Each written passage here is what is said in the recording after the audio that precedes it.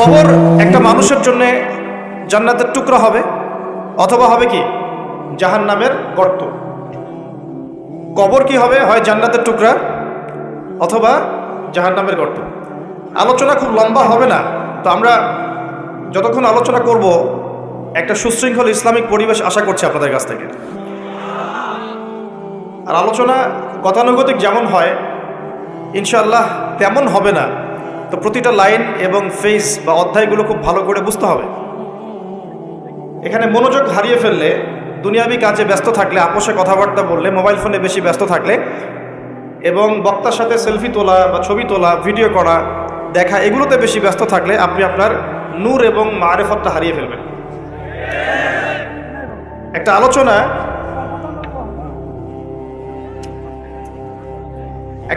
যখন চলে, নিঃসন্দেহে এর কিছু অংশ আছে, প্রতিটা অংশই কোরআন এবং সুন্নাহ থেকে আলোচনা করার চেষ্টা করা হবে ইনশাআল্লাহ। এবং যেহেতু এটা একটা দ্বীনি মজলিস, এটা কোনো যাত্রার মঞ্চ নয়, এটা কোনো পালা গানের আসর নয়, বা এটা কোনো কনসার্ট নয়, এটা কোরআন এবং হাদিসের মজলিস।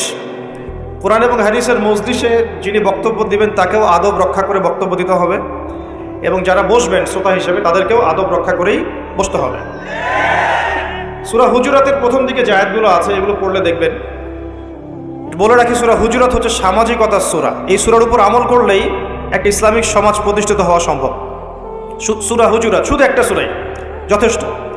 এই সূরার প্রথম দিকের আয়াতগুলোর মধ্যে আল্লাহ রাব্বুল আলামিন বলেছেন, একটু পড়ে দেখবেন বাসায় গিয়ে, রাসূলুল্লাহ সাল্লাল্লাহু আলাইহি ওয়াসাল্লাম যখন কথা বলেন, তোমরা তার কণ্ঠস্বরের উপরে তোমাদের কণ্ঠস্বরকে উঁচু করো না। লা তারফাউ আসওয়াতাকুম ফাওকা সাওতিন নবী, তোমরা নবীর কণ্ঠস্বরের উপরে তোমাদের কণ্ঠস্বরকে উঁচু করো না। কি হবে? আন তাহবাতা আমালাকুম ওয়া আনতুম লা তাশউরুন, এই কণ্ঠস্বর উঁচু করার কারণে তোমাদের সমস্ত নেক আমল ধ্বংস হয়ে যাবে, তোমরা টেরও পাবে না। মানে কবর গিয়ে দেখবে কোনো আমল নাই, ডিলিট। কখন ডিলিট হয়েছে? যখন আদবের খেলাফ কাজ করেছে। তো এখন রাসূল সাল্লাল্লাহু আলাইহি ওয়াসাল্লাম নেই, ঠিক আছে। নবীর ওয়ারিশগণ কি আছেন? নবীর ওয়ারিশগণ কারা? আম্বিয়ায়ে কেরাম। আম্বিয়ায়ে কেরামের ওয়ারিশ কারা? ওলামায়ে কেরাম, তাই তো? নবীর ওয়ারিশগণ কাদেরকে বলা হয়? ওলামায়ে কেরাম। নবীগণ যে মিরাস রেখে গেছেন, এটা তারা টাকা পয়সা সোনা দানা রেখে যান নাই, তারা রেখে গেছেন আল্লাহর দ্বীনের জ্ঞান। এই জ্ঞান অর্জন করেন আলেম ওলামারা। তারা যখন কোরআন এবং সুন্নাহ থেকে সেই আল্লাহ এবং সেই রসুলের কথাই আপনাদের সামনে ব্যাখ্যা করে শোনাবেন ও উপস্থাপন করবেন, তখন কোরআন এবং সুন্নাহর কথার সামনে কি কণ্ঠস্বর উঁচু করা যাবে? এই সেন্সে আমি বলেছি, আমি আমার ইন্টারপ্রিটেশন থেকে বলেছি যে যেখানে কোরআন এবং সুন্নাহর আলোচনা হয় সেখানে দুনিয়াবি কাজ, কথা এবং উচ্চস্বরে কথাবার্তা বলা ঠিক না, শোভা পায় না। হ্যাঁ, যদি এটা কনসার্ট হতো আপনি বলতে পারতেন। এখানে কি আর্টসেল কোনো পারফর্ম করছে? এখানে কি ওই যে কোন জানি একটা মহিলা এখন বাংলাদেশে আছে, আপনারা তো জানেন, মাশাআল্লাহ সবই তো জানেন। শুনলাম যে তার কনসার্টের নাকি পেমেন্ট 20 থেকে 30 লক্ষ টাকা। আচ্ছা, সুবহানাল্লাহ। একজন ইমামের বেতন দেওয়ার সময় আমরা হিসেব করি, তাই না? 10,000 টাকা না 8,000 টাকা, 2,000 টাকা বাড়াতে আমাদের কলিজা কাঁপে। একটা ওয়াজ মাহফিল হবে, সেখানে দেখা যায় যে একজন আলোচক আসবেন, তার হাদিয়া তোহফা দেওয়ার ক্ষেত্রে আমাদের হিসেব করতে হয়। এবং যখন একটু রাউন্ড ফিগার চলে যায়, যে একজন বক্তার হয়তো লাগছে 20, 30, 40 ইত্যাদি, তখন অনেক সমালোচনা হয় যে তারা ধর্ম ব্যবসা শুরু করেছে। তো এটা কিসের ব্যবসা হচ্ছে এখন বলেন? এটা কিসের ব্যবসা? এটা ওয়ান কাইন্ড অফ কি সংস্কৃতির নামে আমরা যুব সমাজকে জেনা শেখাচ্ছি। এবং একটু দাঁড়ান, আমি বলি আগে, প্রত্যেকটা কথাই ঠিক ঠিক বললে তো আমি কনসেন্ট্রেট করতে পারবো না। আর আমি একটা কথা বলি যে দেখুন, কোরআন সুন্নাহর কথাগুলো আমরা ঠিক বললেও ঠিক, না বললেও ঠিক, ঠিক কিনা বলেন? আচ্ছা, এই তো কোরআন এবং সুন্নাহর কথাগুলো আমরা ঠিক বললেও ঠিক, না বললেও ঠিক। তো যাই হোক, দেখেন একটা এলাকার মধ্যে যুব সমাজদেরকে একত্রিত করে সেখানে যখন একজন নগ্ন অর্ধনগ্ন মেয়ে নাচবে, গাবে, এখান থেকে নিশ্চয়ই যুব সমাজ অনেক উপকৃত হবে। যুব সমাজের বেকারত্ব দূর হয়ে যাবে, যুবকদের নৈতিক অবস্থার উন্নতি হবে, তাই না?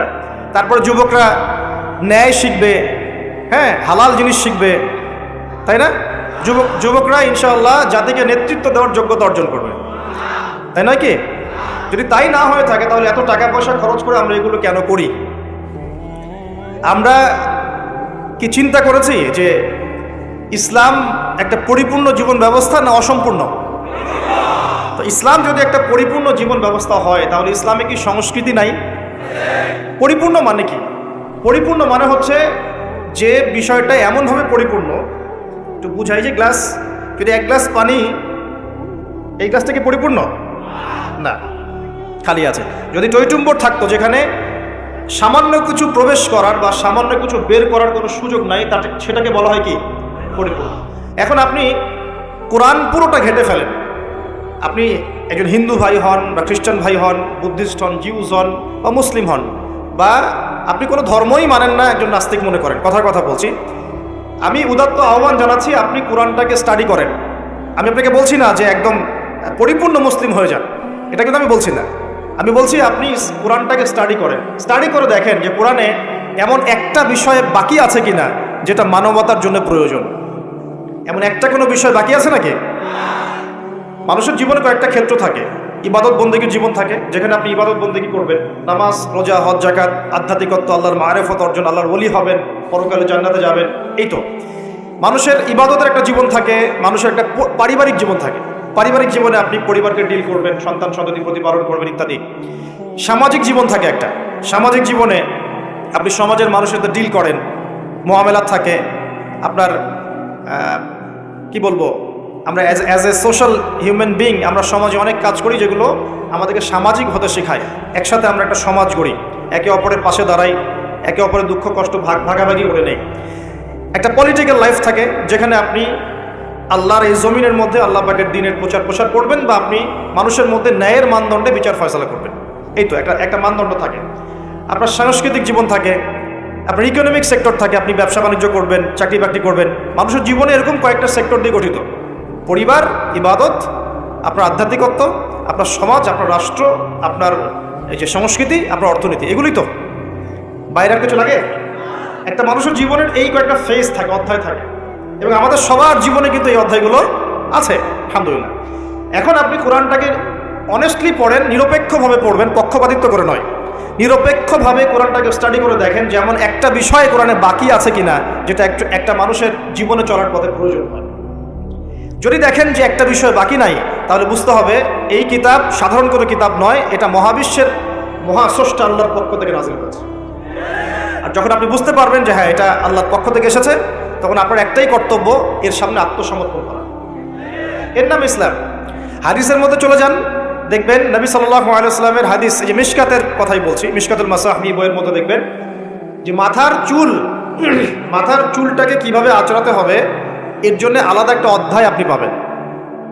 কিভাবে ইস্তেঞ্জা করতে হয় পাবেন, ইস্তেঞ্জা মানে পেশাব পায়খানা, কিভাবে গোসল করতে হয়, হায়েজ নিফাসে কি করতে হবে, স্বপ্নদোষ হলে কি করতে হবে, খাবেন কিভাবে, আপনি ঘুমাবেন কিভাবে, পোশাক পরবেন কিভাবে, নামাজ পড়বেন কিভাবে, জিকির কেমন করে করবেন, কি জিকির করবেন, কোরআন তেলাওয়াত কিভাবে করবেন, কেন করবেন, ফজিলত কি, সুন্নাতের চর্চা কিভাবে করবেন, পরিবার কেমন করে গঠন করবেন, কোথায় আপনি রিজিকের সন্ধান করবেন, হালাল খাবেন না হারাম খাবেন, হালাল খেলে কি হবে, হারাম খেলে কি হবে, সামাজিকভাবে আপনি কিভাবে চলবেন, সমাজের মানুষের সাথে কিভাবে মেলামেশা করবেন, অন্যের হক নষ্ট করলে কি হবে, ঠিক আছে, আপনি রাষ্ট্র কিভাবে চালাবেন, আপনার সংস্কৃতি কেমন হবে, পোশাক কেমন হবে, এভরি সিঙ্গেল মানে ইনিশিয়েটিভ, এভরি সিঙ্গেল সেক্টর, যেটাকে আমরা বলি এভরি সিঙ্গেল সেক্টর কোরআন এবং হাদিসের মধ্যে ডিটেইলস বর্ণনা করা আছে। সুবহানাল্লাহ।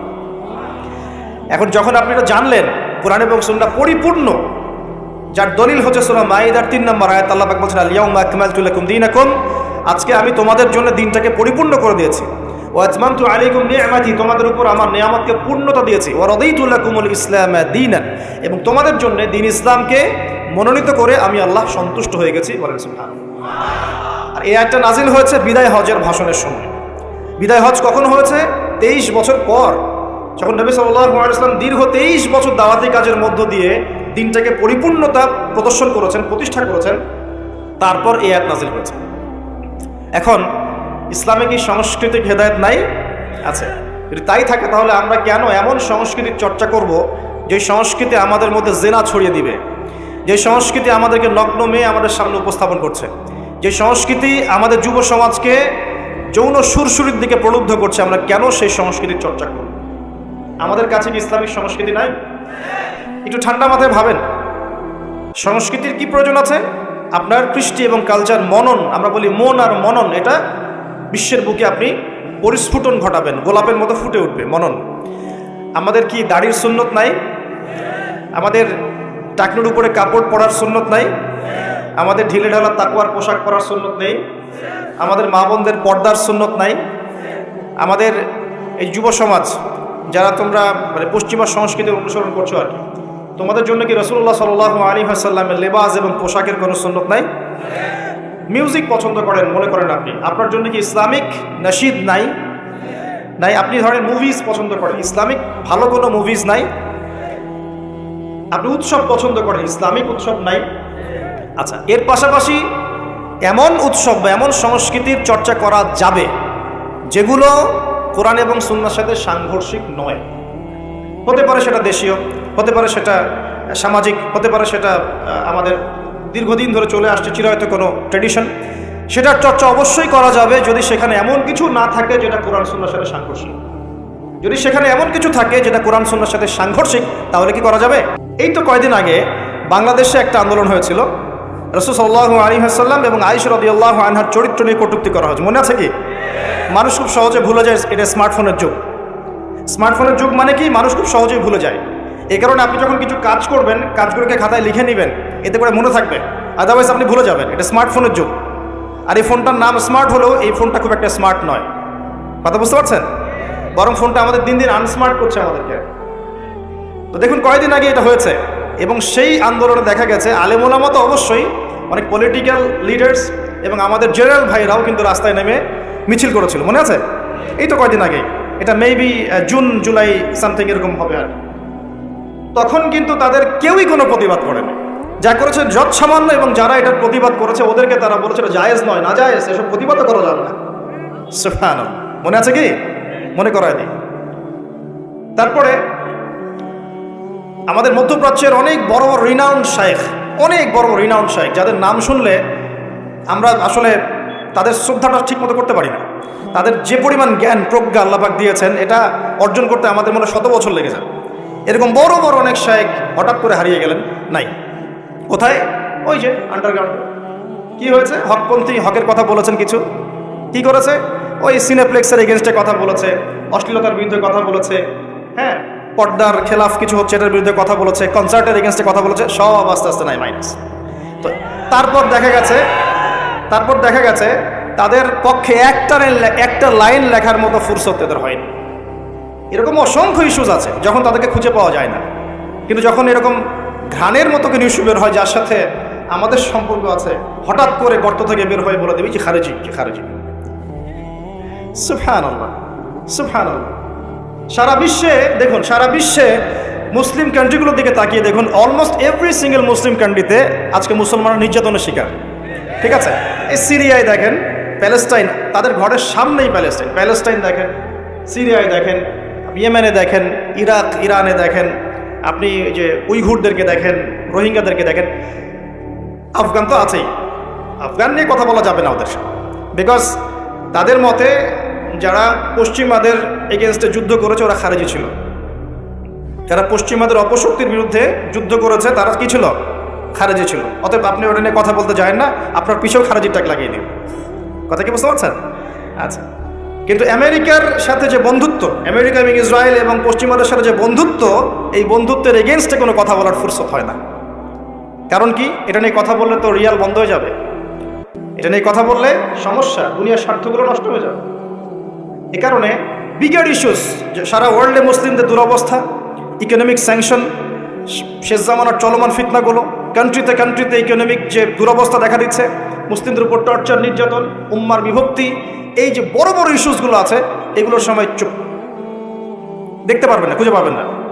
যখনই দেখবেন এমন কোনো শব্দ বা ইস্যুস জোর করে বের করা যায় যেটাকে নিয়ে কথা বললে ইসলামিক একটা ফ্লোকে থামিয়ে দেওয়া যেতে পারে, তখন দেখবেন গর্ত থেকে মাথা বের করে বলছে এই খারেজি।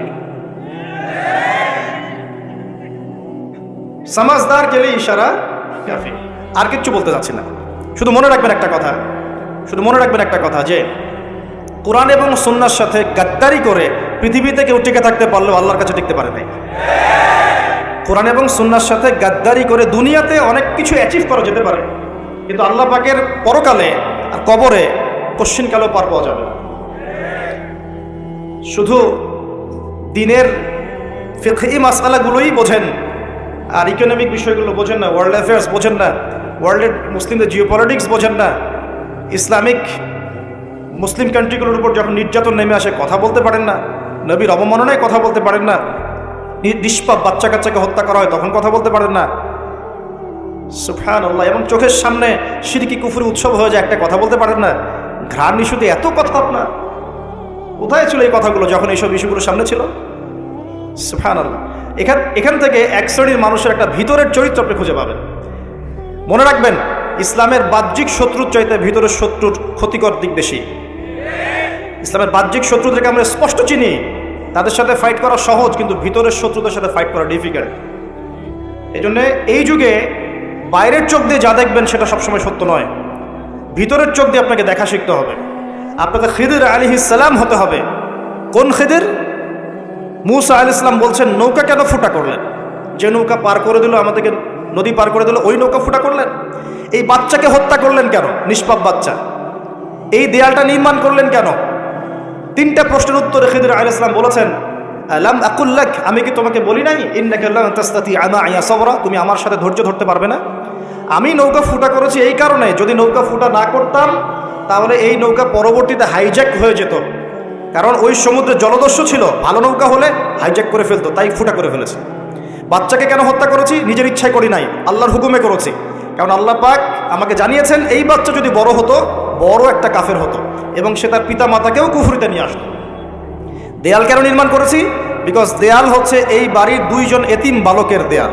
এই দেয়ালের নিচে গুপ্তধন আছে, যদি নির্মাণ না করতাম মানুষ টাকা পয়সা নিয়ে চলে যেত।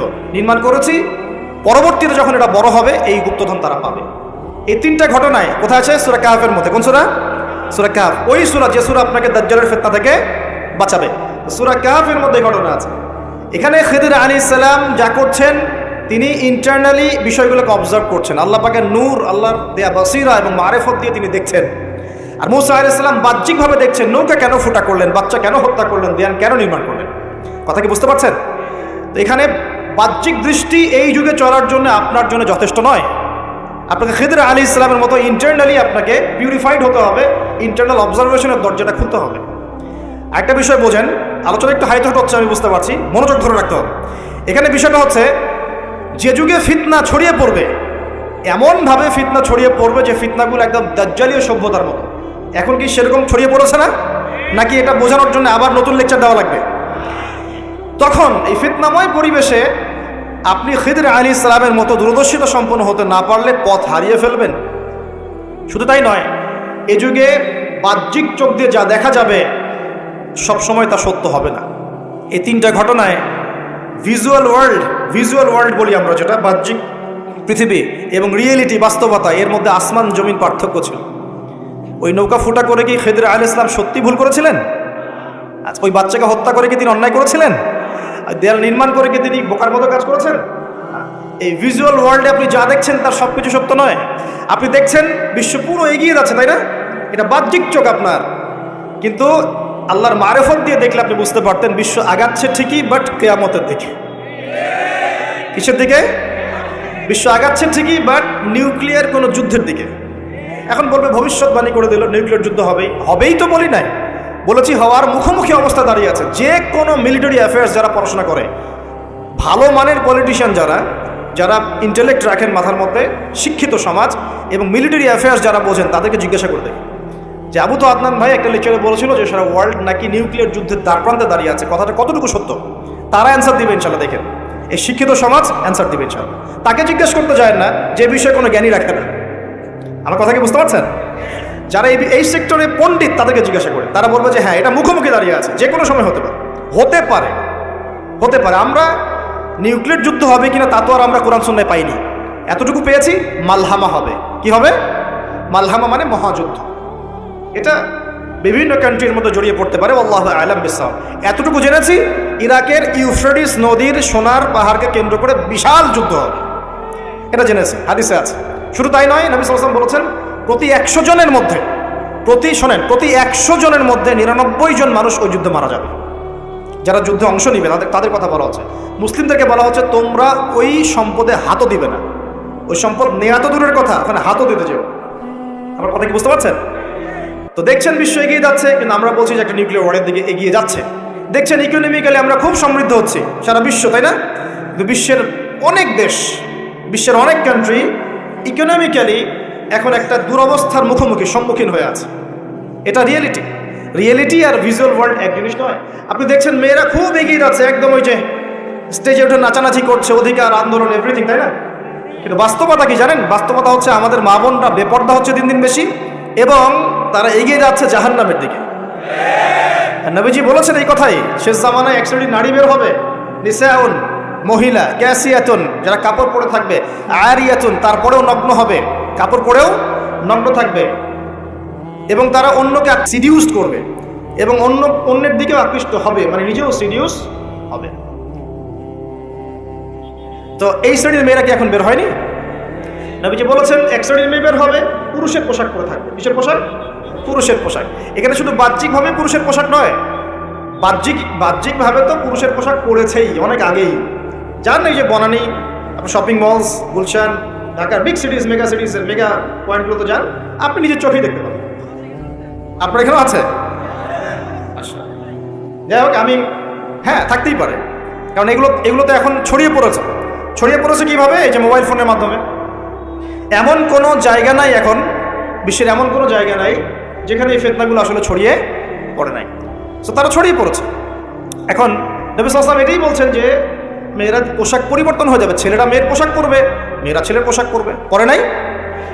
আর কোন নিদর্শনের জন্য অপেক্ষা করছে? শুধু পোশাক পরিবর্তন মানে বাহ্যিক পোশাক নয়, এখানে আপনার সমাজের ফাংশনাল রোলটাও চেঞ্জ হয়ে যাবে। মেয়েরা ছেলেদের জায়গায় আসবে, ছেলেরা মেয়েদের জায়গায় আসবে। এসেছে কি আসে নাই?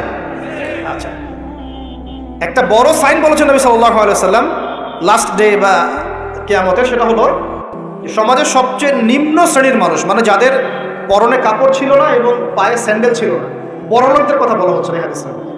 এখানে বলা হচ্ছে যে আনজারাল হুফাতাল উরাতাল আলাতা রিয়াশাই ইয়াতাতাওয়ালুনা ফিল বুনিয়ান। এখানে এমন মানুষের কথা বলা হচ্ছে যারা নগ্ন পদের, খালি পায়ের, স্যান্ডেল কেনার টাকা নাই, খালি গায়ের মানে কাপড় কেনার টাকা নাই, এবং রাখাল শ্রেণীর মানুষ। তারা কি করবে? ইয়াতাতাওয়ালুনা ফিল বুনিয়ান, উঁচু উঁচু কনস্ট্রাকটিভ বিল্ডিংস নির্মাণের প্রতিযোগিতা করবে। হয়েছে কি হয়নি? কিভাবে সম্ভব হলো? রিবা, সুদের মধ্য দিয়ে, এবং করাপশন, অন্যের সম্পদ আত্মসাতের মধ্য দিয়ে। হয়েছে কি হয় নাই?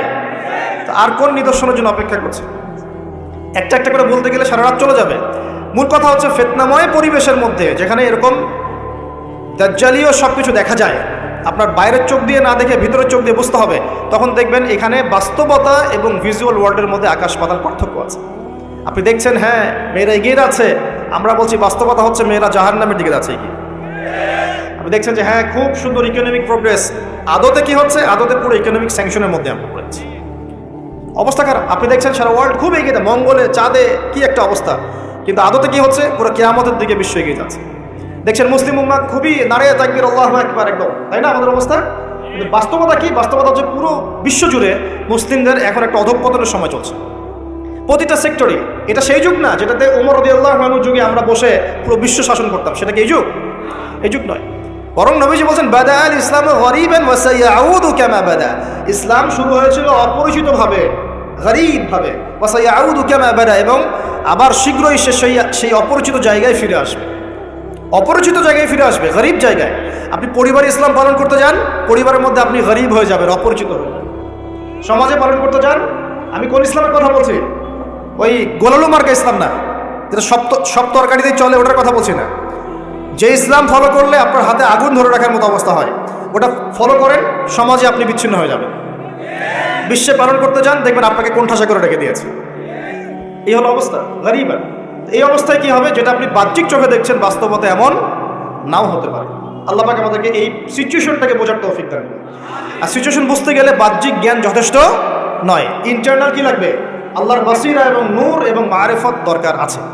এটা কি জিনিস? এটা আমি আপনাকে আসলে ওই কখ গঘর মতো পড়িয়ে বোঝাতে পারবো না, তবে আমি চেষ্টা করছি। আমার দিকে মনোযোগ দেন।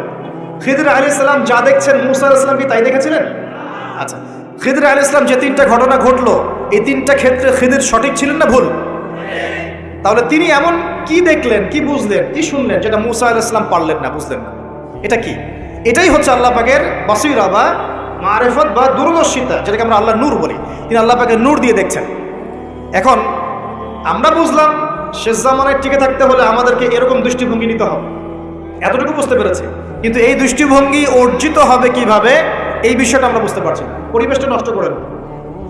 এই দৃষ্টিভঙ্গি অর্জিত হবে কিভাবে, এটা কি জানা দরকার নাই? আচ্ছা, আসলে সেদিকে কথা বলি।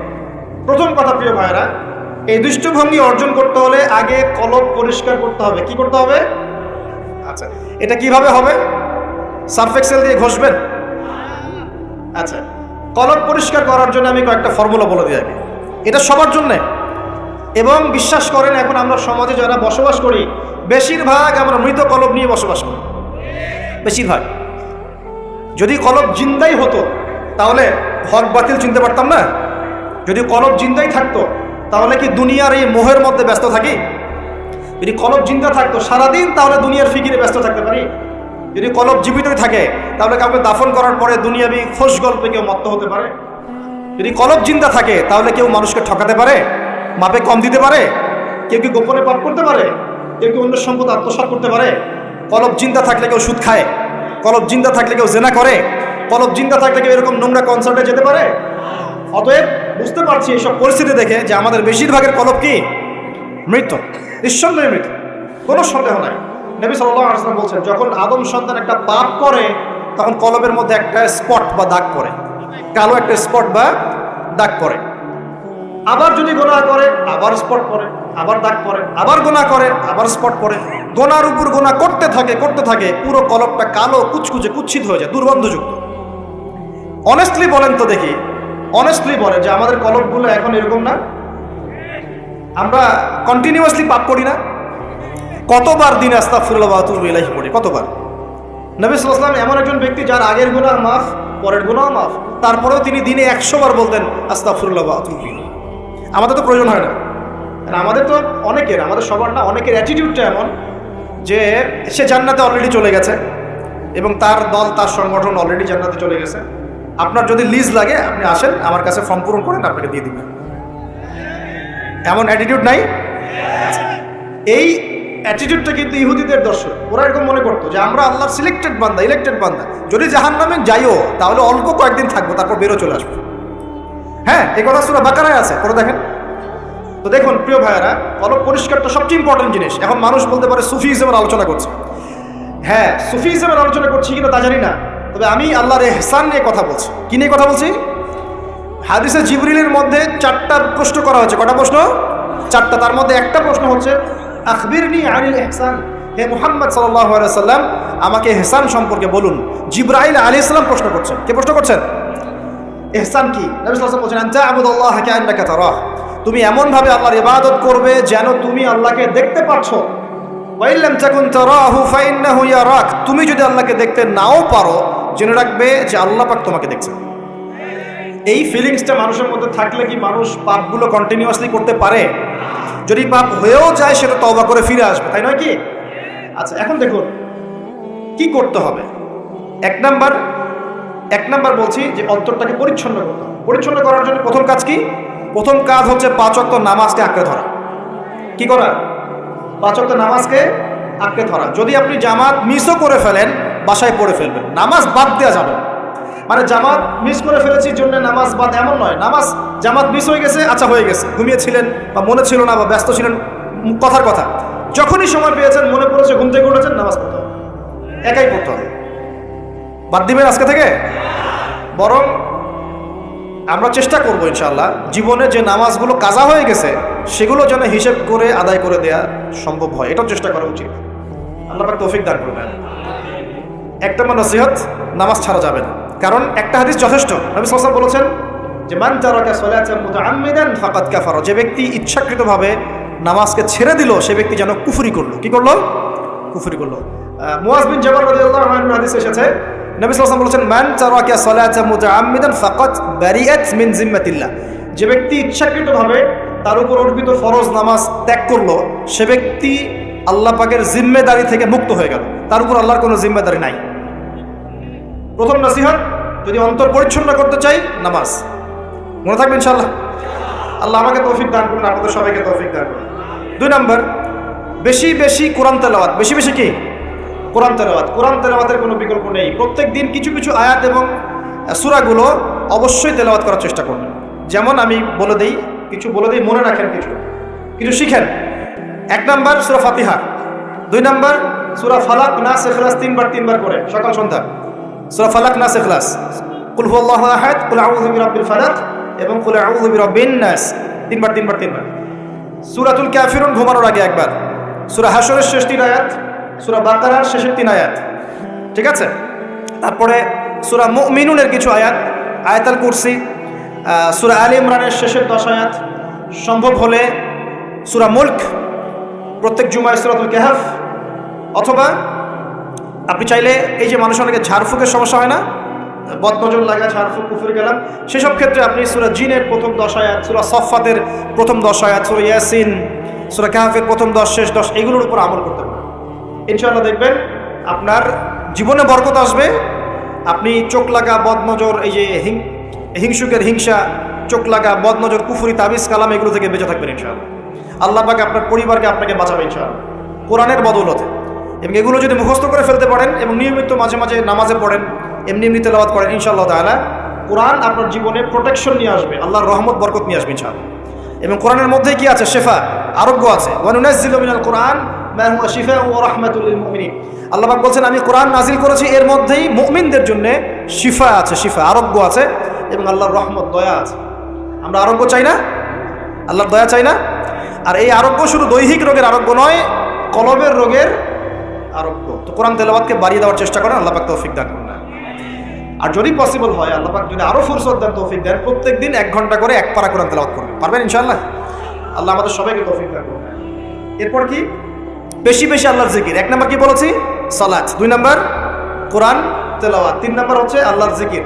বেশি বেশি আল্লাহর জিকির। আল্লাহর জিকির মানে শুধু আল্লাহ আল্লাহ এটাকে বোঝাচ্ছি না। আল্লাহর জিকির মানে আপনি সবসময় ফিল করবেন, আল্লাহকে স্মরণ করবেন যে আল্লাহ পাক আপনাকে দেখছেন, আপনি আল্লাহর ইবাদত করছেন, আল্লাহ আপনাকে দেখছেন। আপনি আল্লাহকে দেখতে না পারলেও আল্লাহ আপনাকে দেখছেন, আল্লাহ আপনার কথা শুনছেন, আল্লাহ হাজির নাজির, আপনি ফিল করবেন। জিকির মানে কি? স্মরণ করা। জিকির মানে কি?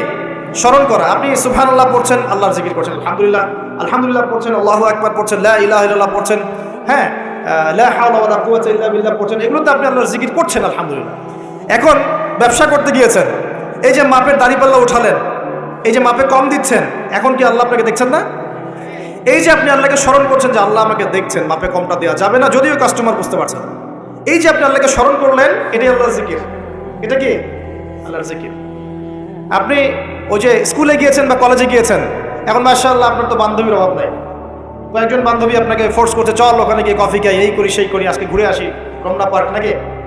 তো এখন আপনি আল্লাহকে স্মরণ করছেন যে আমি আল্লাহকে দেখতে না পারলেও আল্লাহ তো আমাকে দেখছেন, না আমি তোমাদের সাথে যেতে পারবো না, এটা আমার জন্য জায়েজ নাই। এই যে আপনি আল্লাহকে স্মরণ করলেন, এটার নাম কি? আল্লাহর জিকির। সমাজের দায়িত্ব পেয়েছেন, আলহামদুলিল্লাহ, দায়িত্ব পাওয়া খারাপ কিছু নয়, এটাকে সঠিকভাবে পালন করাটাই চ্যালেঞ্জ। দায়িত্ব পাওয়া খারাপ কিছু নয়, দায়িত্বটাকে সঠিকভাবে পালন করাটা চ্যালেঞ্জ। দায়িত্ব পালন করতে গিয়ে আপনি ন্যায় বিচার করছেন, যখন দেখছেন যে এমন একটা বিচার সামনে চলে আসছে যে এখানে তো সমস্যা, এখানে ন্যায় বিচার করলে আমাকে হয়তো কিছু প্রতিবন্ধকতা শিকার হতে পারে, আর যদি অন্যায় করি তাহলে দুনিয়ার স্বার্থ আছে। এখন আপনি যদি অন্যায়টাকে বেছে নেন, আপনি আল্লাহর জিকির করেন নাই। যদি তখন আপনি ন্যায়টাকে বেছে নেন, আপনি তখনও আল্লাহর জিকির করেছেন। আল্লাহর জিকির শুধুমাত্র সুবহানাল্লাহ, আলহামদুলিল্লাহ, তাসবিহ, তাহলিলে নয়, সমাজের চলতে ফিরতে উঠতে বসতে সবখানে আল্লাহর জিকির আছে। আল্লাহর স্মরণ, আল্লাহকে স্মরণ করো, আল্লাহকে তৌফিক দান করুন। তো জিকির বাড়িয়ে দেই। 4 নম্বর কি? 4 নম্বর হচ্ছে জ্ঞান অর্জন। মানে বেশি বেশি কোরআন সুন্নাহর জ্ঞান অর্জন করেন, আল্লাহর নূর মারিফত পাওয়া যাবে ইনশাআল্লাহ। 5 নম্বর একটা বলে দেই, সেটা হলো আল্লাহওয়ালা মানুষ, যারা আল্লাহওয়ালা মানুষ, আল্লাহর এবং রাসূলের কথা বলেন, যারা মুত্তাকি, পরহেজগার এবং সৎ, এইসব মানুষদের সাথে সংস্পর্শে থাকেন, আল্লাহ পাকের নূর পাওয়া যাবে ইনশাআল্লাহ। আর 5টা কথা বললাম, অনলি 5টা। এগুলোর পাশাপাশি আর 5টা বিষয় আছে, যাওয়া যাবে না। 5টা বিষয়ে যাওয়া যাবে না। 1, হিংসা মনে রাখাই যাবে। মনে যার হিংসা আছে, তার সাথে আল্লাহ নূরের কোনো সম্পর্ক নাই, সে কশ্চিন কালেও খিদির হতে পারবে না। তার বড় বড় ডিগ্রি থাকতে পারে, সার্টিফিকেট থাকতে পারে, মনে হিংসা দিয়ে ভর্তি, কোশ্চিন কালেও আল্লাহ নূর এবং মারিফত অর্জন করতে পারবে না, সম্ভব না। কলবুন সেলিম, বিশুদ্ধ কলব, অবনত চিত্তের কলব না থাকলে এটা সম্ভব না। অতএব হিংসা করবেন। এখন তো হিংসার যুগ, এখন তো ওই যে বললাম না, ছেলে মেয়ে হয়ে যাচ্ছে, মেয়ে ছেলে হয়ে যাচ্ছে। এখন মেয়েরা কিন্তু খুব একটা ঝগড়া করে না, মেয়েদের কথাবার্তাগুলো এখন ছেলেদের মতো। বাইরে বের হয়ে রিক্সা ডাক দেবে, এই রিক্সা এদিকে আসো, এই সিএনজি এদিকে আসো, ওর গলার ভয়েসটা ছেলেদের মতো। আর ছেলেরা কি করে দেখবেন, যে কোনো একটা ইস্যু পাক বা না পাক, অনলাইনে ফেসবুকে বসে আহলুল কমেন্ট, এখানে দেখবেন সারাদিন ঝগড়া করছে, ঝগড়া করে করে করে লাস্টে বলবে যে আমি না লিখে কেউ যাবেন না।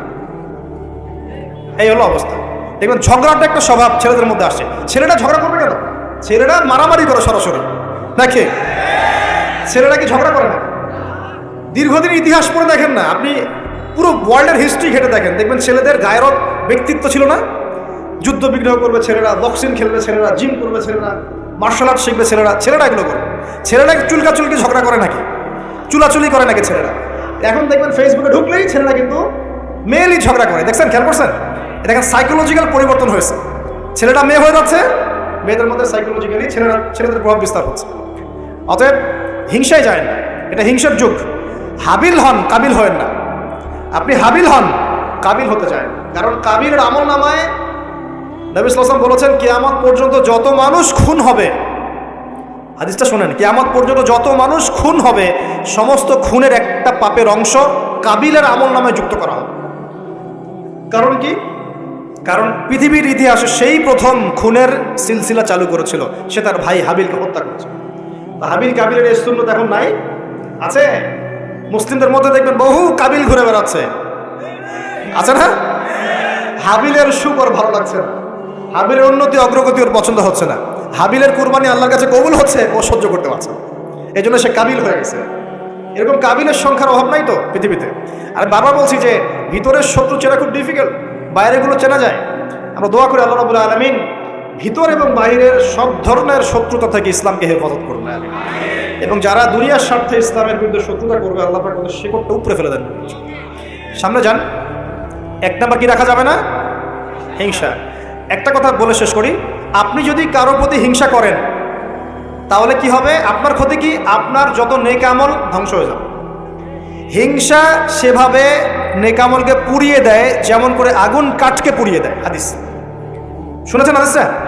হিংসা সেভাবে নেক আমলকে পুড়িয়ে দেয় যেভাবে আগুন কাকে পুড়িয়ে দেয়? কাঠকে। আগুন কাঠে আগুন ধরিয়ে দেন, কাঠ বাকি থাকে, কয়লা ছাই হয়ে যাবে। ঠিক একইভাবে আমল নামের নেক সব ছাই হয়ে যাবে। আর যদি আপনাকে কেউ হিংসা করে, ঈর্ষা করে, মানে ঈর্ষা না, হিংসা করে এবং আপনার দিকে বদনজর দেয়, হ্যাঁ, আপনার ক্ষতি চায়, আপনার সাথে কুফরি করে ইত্যাদি, তাবিজ কবজ করে, তখন আপনারও ক্ষতি হতে পারে। চোখ লাগলে, বদনজর হলে, তাবিজ কবজ, আপনার ক্ষতি হতে পারে। আর এই ক্ষতি থেকে আপনি বাঁচবেন কিভাবে? এটা তো আপনার হাতে নাই, তাই না? কেউ যদি আপনাকে হিংসা করে, এটা তো আপনার হাতে নাই, আছে? নাই। একটা উপায় হচ্ছে মানুষের থেকে নিজেকে যত পারেন আড়াল করার চেষ্টা করেন। এই যে বারবার বলি না, এত শোডাউনের দরকার নাই, ফেসবুকের দরকার নাই, অনলাইনের এই যে ছবি দরকার নেই, এমনি এমনি বলি না। আমরা চাই যে মানুষ থেকে যতটা পারে আড়াল হতে, যতটা সম্ভব। কারণ এখন তো এর চেয়ে বেশি কিছু পাচ্ছি না, এতে ক্ষতি আছে, মানুষের চোখ লাগে।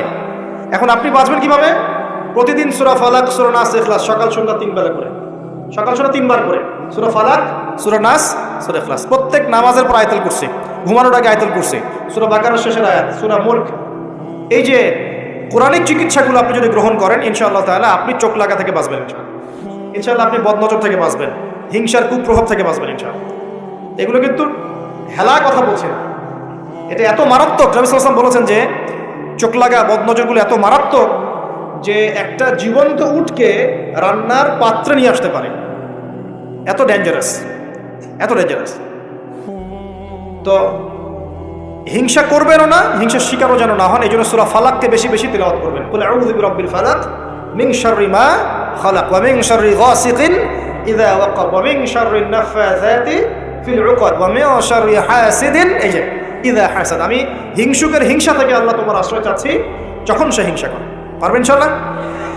আর কি করা যাবে না? আল্লাহর নূর মারিফত পেতে হলে অহংকার করা যাবে না। কি যাবে না? আল্লাহ পাক সব পছন্দ করলে অহংকার পছন্দ করবেন। আল্লাহ পাক অহংকার পছন্দ করবেন। আল্লাহ পাক অনেক পাপ মাফ করে দিতে পারেন, অহংকার আল্লাহ পাক খুব কঠিনভাবে ধরেন। আল্লাহ পাক খুব কঠিনভাবে অহংকারীকে আল্লাহ পাক কখনোই পৃথিবীতে টিকতে দেন নাই। অহংকার আল্লাহ পাকের চাদর, এটা ধরে কেউ টান দিতে পারে না। তো মনের মধ্যে যদি অহংকার থাকে, কোশ্চিন কালেও ডিগ্রির সার্টিফিকেট অর্জন করেও আল্লাহর নূর পাওয়া, যা আপনি খিদির হতে পারবেন না, সিচুয়েশন বুঝতেও পারবেন না, সলিউশনও বের করতে পারবেন না।